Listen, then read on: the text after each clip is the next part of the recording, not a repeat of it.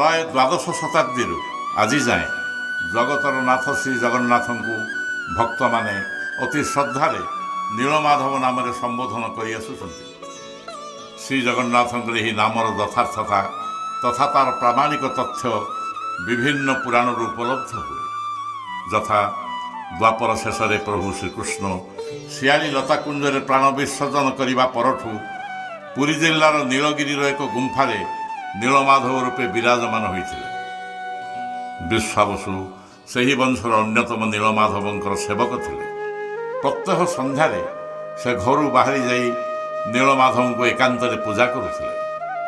पुणी ता परदिन द्विप्रहर गृह को प्रत्यावर्तन करुले। नीलमाधव महिमा अवंती राज्य पर्यंत विस्तारित थिला।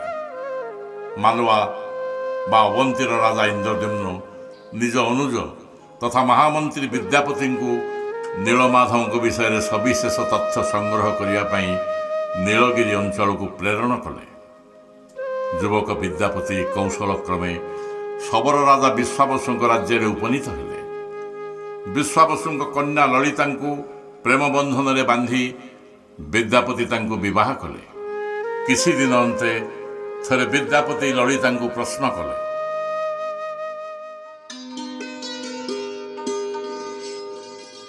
सत कह ललिते, तुम पिता प्रत्यह संध्यार तापर दिन मध्याह्न कौन जाऊँ? हाँ देख, मो बापा ए विषय क्या किसी कहवाक बारण कर मते से विषय किसी प्रश्न कर ना। देख ललिते, स्वामी स्त्री मध्य कौन कथा गुप्त रहा उचित नुह। तापरे तुम बापा होउछन्ते मो ससुर, विषय किसी कथा मत लुचाइले मत निश्चित खराब लगे। तेणु दयाकोरी देख, तमें जदि एक कथा आउ क्या न कहब ताहले हुए तो मु तुमको सत कथाटा कहीदे पारिबी। मु ताले कथा दउथि ललिते, 4 कानरू 6 कान हबनी। कुह सत कहूच? हाँ तेबे सुन, नीलमाधव। नीलमाधव? हाँ नीलमाधव आमर इष्ट देवता। तांकु ही पूजा करिया पई मो बापा प्रत्यह नीलगिरी को जाउछंती। ललिते, मु सुछि नीलमाधव प्रत्यक्ष देवता। तांको दर्शन मात्रे भक्तर मनोवांछा पूर्ण हो जाए। मु दर्शन करने चाहूँ। नाई बापा नाई, ये की कथा कहूच? बापा काहाको श्री नीलमाधव को निकट को नियति नहीं। तमें तो जाइथिबो। हाँ मु तांकर झियो ना, एणु मु तो तांकर जुआई। कौन है मां ललिता, तमे दुहे चिंतित पर जना पड़छ? बापा क्षमा करिबे, तम जुआई बाध्य कलारु नीलमाधव को विषय मु तांको सब कथा कहीदेली। वर्तमान से नीलमाधव को दर्शन करने को अड़ी बसी। मां तू ये कौन कलु झियो, जहा को आज जाए आम परिवार छड़ा अन्य कहीं दर्शन करी नाहंती कि तांको विषय रे कहीं किछि भी जानी नाहंती। तू से कथा पिता, मु तुमर जामाता। मोर जदि तुम इष्ट देवता को दर्शन करिवार अधिकार नाही, ताले मु संगे संगे तुम गृह परित्याग करी स्वदेश को प्रत्यावर्तन करूछि।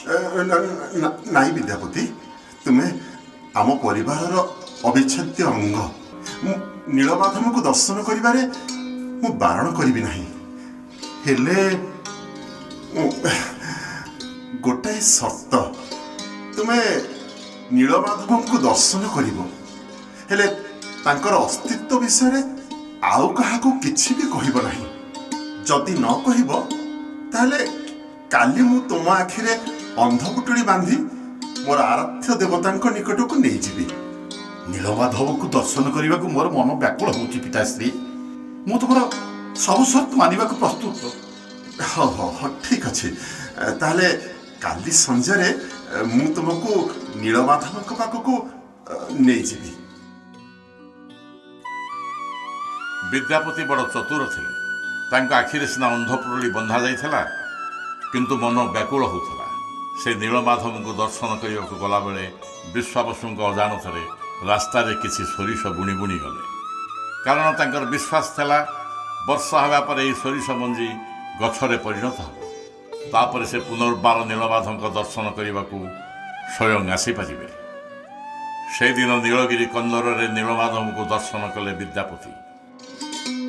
ଧନ୍ୟ ଧନ୍ୟ ତମେ ପିତା ବିଶ୍ୱାବସୁ, 7 ଜନ୍ମରେ ପୂର୍ଣ୍ଣ କରିଥିବାରୁ ତମେ ଶ୍ରୀକୃଷ୍ଣଙ୍କ ନୀଳମାଧବ ଅବତାର ପ୍ରଭୁ ନୀଳମାଧବଙ୍କୁ ପ୍ରତ୍ୟହ ପୂଜା କରିପାରୁଛ। ହେ ପ୍ରଭୁ ନୀଳମାଧବ, ମୋର ମନସ୍କାମନା ପୂର୍ଣ୍ଣ କର ପ୍ରଭୁ, ମୋର ମନସ୍କାମନା ପୂର୍ଣ୍ଣ କର। ମୋର ଆରାଧ୍ୟ ଦେବତା ସମସ୍ତଙ୍କର ମନସ୍କାମନା ପୂର୍ଣ୍ଣ କରନ୍ତି ବିଦ୍ୟାପତି। ତମର ବି ମନବାଞ୍ଛା ପୂର୍ଣ୍ଣ କରିବେ। ହେଲେ ମୋର ଗୋଟିଏ ଅନୁରୋଧ, ମୋର ନୀଳମାଧବଙ୍କ ବିଷୟରେ ତମେ କାହାକୁ କିଛି ବି କହିବ ନାହିଁ। ଏଇ ନୀଳମାଧବ ହେଉଛନ୍ତି ମୋର ଧନ ଜନ ଜୀବନ। ଯଦି କିଏ ୟାଙ୍କୁ ମୋଠୁ ଛଡ଼େଇ ନେବ ତାହେଲେ ମୁଁ ବଞ୍ଚିପାରିବିନି ବିଦ୍ୟାପତି, ମୁଁ ବଞ୍ଚିପାରିବିନି। ହେ ପ୍ରଭୁ ନୀଳମାଧବ, ତମ ଦର୍ଶନେ ମୋ ଜୀବନ ଆଜି ଧନ୍ୟ ହେଇଗଲା। ମହାପ୍ରଭୁ, ମୋ ଜୀବନ ଆଜି ଧନ୍ୟ ହେଇଗଲା। ସେଦିନ ବିଦ୍ୟାପତି ବିଶ୍ୱାବସୁଙ୍କୁ କୃତଜ୍ଞତା ଜଣାଇ ଭକ୍ତିରେ ଗଦଗଦ ହୋଇଯାଇଥିଲେ ସତ, ହେଲେ ତାଙ୍କ ସହିତ କୃତଜ୍ଞତା କରି ରାଜା ଇନ୍ଦ୍ରଦ୍ୟୁମ୍ନଙ୍କୁ ନୀଳମାଧବଙ୍କ ଅବସ୍ଥିତିର ସମ୍ପୂର୍ଣ୍ଣ ଠିକଣା ଜଣାଇଲେ ବିଦ୍ୟାପତି। ନୀଳମାଧବ ଯେ ସ୍ୱୟଂ ଶ୍ରୀକୃଷ୍ଣଙ୍କର ନୀଳ ଅବତାର, ତାଙ୍କ ଦର୍ଶନରେ ସେ ସ୍ୱର୍ଗୀୟ ଆନନ୍ଦ ଲାଭ କରିଛନ୍ତି, ତାହା ମଧ୍ୟ ରାଜାଙ୍କୁ ଅବଗତ କରାଇଲେ। କିଛି ଦିନ ପରେ ରାଜା ଇନ୍ଦ୍ରଦ୍ୟୁମ୍ନ ସୈନ୍ୟ ସାମନ୍ତ ଧରି ସେହି ସୋରିଷ ଗଛକୁ ଅନୁସରଣ କରି କରି ନୀଳକନ୍ଦରରେ ପହଞ୍ଚିଗଲେ। ହଠାତ୍ କେଉଁଠି ଥିଲା ଏକ ଭୟଙ୍କର ଝଡ଼ ତୋଫାନ ମାଡ଼ି ଆସିଲା।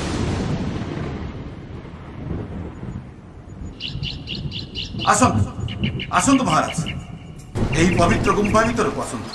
ଏଇ ଦେଖନ୍ତୁ ମହାପ୍ରଭୁ ଶ୍ରୀକୃଷ୍ଣଙ୍କର ନୀଳମାଧବ ରୂପ। ଇଏ କଣ? ନୀଳମାଧବ ଖାନ୍ତି, ସିଂହାସନ ଯେ ଶୂନ୍ୟ, କୁଆଡ଼େ ଗଲେ ନୀଳମାଧବ? ଆରେ ତମେ ମାନେ କିଏ? ରାଜା ପୋଷାକରେ ଆସିଛ, ସତ କୁହ ତମେ ମାନେ କିଏ? କୁହ, କିଏ ତମେ ମାନେ? ଆରେ ତମେ ମାନେ ଏଠିକି ଆସିଲ କେମିତି? ବିଦ୍ୟାପତି, ବିଦ୍ୟାପତି, ମତେ ପ୍ରତାରଣା କରି ଏମାନଙ୍କୁ ଏଠିକି ନେଇ ଆସିଛ। ମୋ ନୀଳମାଧବ କାହାନ୍ତି? ମୋ ନୀଳମାଧବ କାହାନ୍ତି? ମୋ ନୀଳମାଧବ କାହାନ୍ତି? କୁହ ବିଦ୍ୟାପତି, କୁହ, ମୋ ନୀଳମାଧବଙ୍କୁ ତମେ କୁଆଡ଼େ ନେଇଗଲ? ବିଦ୍ୟାପତି କୁହ, ମୋ ନୀଳମାଧବଙ୍କୁ ତମେ କୁଆଡ଼େ ନେଇଗଲ? ମତେ ମୋ ନୀଳମାଧବଙ୍କୁ ଫେରେଇ ଦିଅ ବିଦ୍ୟାପତି, ମତେ ମୋ ନୀଳମାଧବଙ୍କୁ ଫେରେଇ ଦିଅ। ନୀଳମାଧବଙ୍କ ବିନା ମୁଁ ଦଣ୍ଡେ ବଞ୍ଚି ପାରିବିନି। ଏ ବିଦ୍ୟାପତି, ମୋ ନୀଳମାଧବଙ୍କୁ କୋଉଠିକି ନେଇଗଲ ତମେ? ନୀଳମାଧବ, ଏ ନୀଳମାଧବ, ନୀଳମାଧବ ପ୍ରଭୁ, କୋଉଠି ତମେ? କୋଉଠି? ନୀଳମାଧବ କୁଆଡ଼େ ଗଲେ? ବିଶ୍ୱାବସୁ ନୀଳମାଧବଙ୍କୁ ସ୍ଥାନାନ୍ତରିତ କରିଦେଲା କି? ସବରରାଜ ବିଶ୍ୱାବସୁ, ଆମେ ତମ ନୀଳମାଧବଙ୍କୁ ଅପହରଣ କରିନୁ। ଆମେ ତାଙ୍କୁ ଦର୍ଶନ କରିବାକୁ ଆସିଲା ବେଳେ ହଠାତ୍ ଝଡ଼ ତୋଫାନ ମାଡ଼ି ଆସିଲା। ଏଠିକି ଆସି ଦେଖୁ ତ ନୀଳମାଧବ ତାଙ୍କ ସ୍ଥାନରେ ନାହାନ୍ତି। ହେ ନୀଳମାଧବ, ତମେ ମୋ ଉପରେ ଅଭିମାନ କରି ମତେ ଛାଡ଼ି ଚାଲିଗଲ। ମତେ ବି ତୁମ ସହିତ ନେଇଯାଅ ପ୍ରଭୁ, ମତେ ବି ତୁମ ସହିତ ନେଇଯାଅ। ମୁଁ ତୁମ ବିନା ବଞ୍ଚି ପାରିବିନି ନୀଳମାଧବ, ଜମା ବଞ୍ଚି ପାରିବିନି। ତମେ ବ୍ୟସ୍ତ ହୁଅନି ବିଶ୍ୱାବସୁ, ମୁଁ ଅବନ୍ତୀର ରାଜା ଇନ୍ଦ୍ରଦ୍ୟୁମ୍ନ ଶପଥ କରି କହୁଛି, ତୁମର ଆରାଧ୍ୟ ଦେବତା ନୀଳମାଧବଙ୍କୁ ପୁନଃ ଏଠାକୁ ପ୍ରତ୍ୟାବର୍ତ୍ତନ ନ କରିବା ଯାଏ ଏଇଠି ଆମରଣ ଅନଶନ କରିବି। ମୋର ବିଶ୍ୱାସ, ମୋ ଭକ୍ତି ଆଉ ତୁମ ତ୍ୟାଗ ଦ୍ୱାରା ହିଁ ନୀଳମାଧବ ନିଶ୍ଚିତ ପୂର୍ଣ୍ଣ ପ୍ରତ୍ୟାଗମନ କରିବେ। ହେ ନୀଳମାଧବ, କରୁଣା କର ପ୍ରଭୁ, ମତେ ଟିକେ ଦର୍ଶନ ଦିଅ ଠାକୁରେ, ଦର୍ଶନ ଦିଅ ପ୍ରଭୁ, ଦର୍ଶନ ଦିଅ।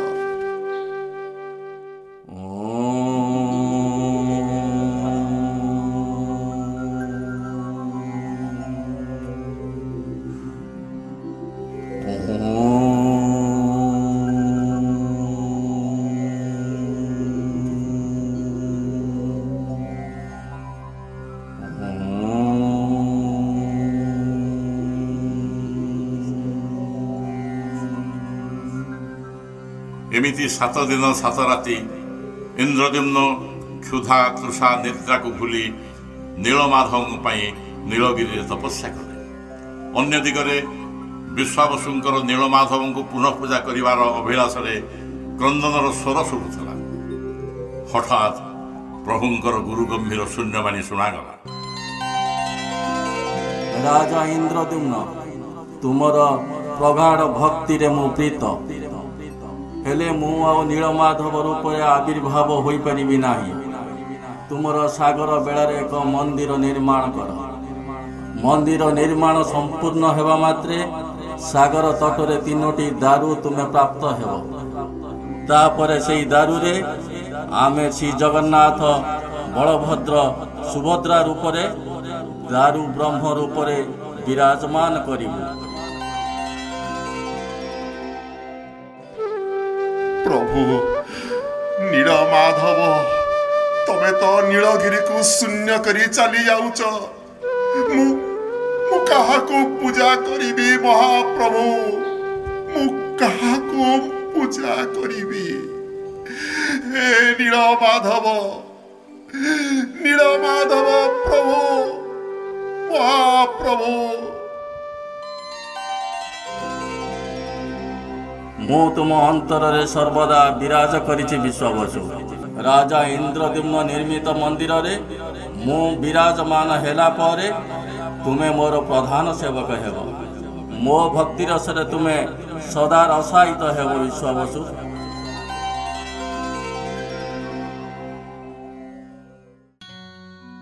ପ୍ରଭୁଙ୍କର ନିର୍ଦ୍ଦେଶ କ୍ରମେ ପୁରୀର ସାଗର ବେଳାରେ ଶ୍ରୀମନ୍ଦିର ସ୍ଥାପିତ ହେଲା। ସମୁଦ୍ରରେ ଭାସୁଥିବା 3ଟି ଦାରୁରେ ଶ୍ରୀ ଜଗନ୍ନାଥ, ବଳଭଦ୍ର, ସୁଭଦ୍ରା ଓ ସୁଦର୍ଶନ ବିଚିତ୍ର ଆକର୍ଷଣୀୟ ରୂପରେ ସେହି ମନ୍ଦିରରେ ବିରାଜମାନ କଲେ। କୋଟି ଓଡ଼ିଆର ମୌରମଣି ଜଗତର ନାଥ ଶ୍ରୀ ଜଗନ୍ନାଥ ଚକାଚକା ଆଖିରେ ଜଗତକୁ ଦେଖୁଛନ୍ତି। ଜାତି, ଧର୍ମ, ବର୍ଣ୍ଣ ନିର୍ବିଶେଷରେ ଜଗତକୁ ଦର୍ଶନ ଦେବା ପାଇଁ ରଥଯାତ୍ରାରେ ବଡ଼ଦାଣ୍ଡକୁ ଓହ୍ଲାଇ ଆସୁଛନ୍ତି।